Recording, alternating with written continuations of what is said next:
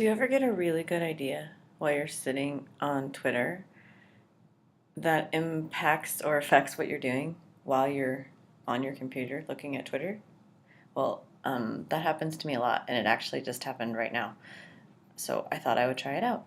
I was working on this blog post, and then as I was clicking back and forth, um, one of the tweets I looked at said something about including a video of yourself in a blog post. And I thought, well, perfect, actually, because I had a spot at the end of this blog post that I was writing that would make a whole lot more sense if I said it out loud than if I wrote it.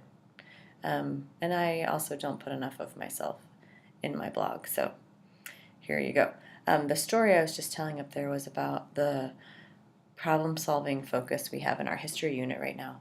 And today we shared a great book together about Malala, and had some really great conversations about how the problems that she solved were big ones, and how they were related to other themes we had noticed in books so far about how it was so hard sometimes for women to be able to do things, and how often they weren't allowed to go to school, or they only were expected to do things like be moms or secretaries or that kind of thing.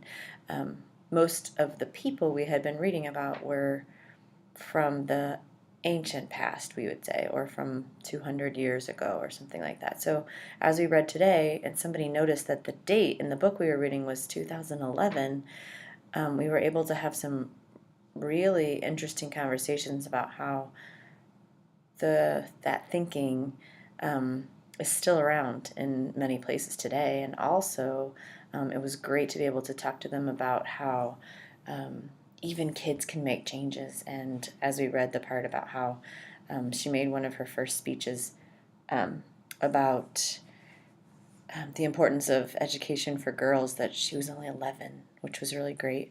I did realize too, though, the just the heaviness of that book, and how she had some pretty major problems, obviously, but it impacted several of our friends in a way I wasn't expecting. So we had to really work through the problems and get to the solutions because they were really feeling very, very sad. So anyhow, it was great to be able to share more of a modern twist on the idea of how solutions to past problems help us today. And I'm really excited to see where we continue to go, or where the kids will go with this, because after we're finished sharing our stories, then they're going to be identifying some problems and solutions on their own as they research a person.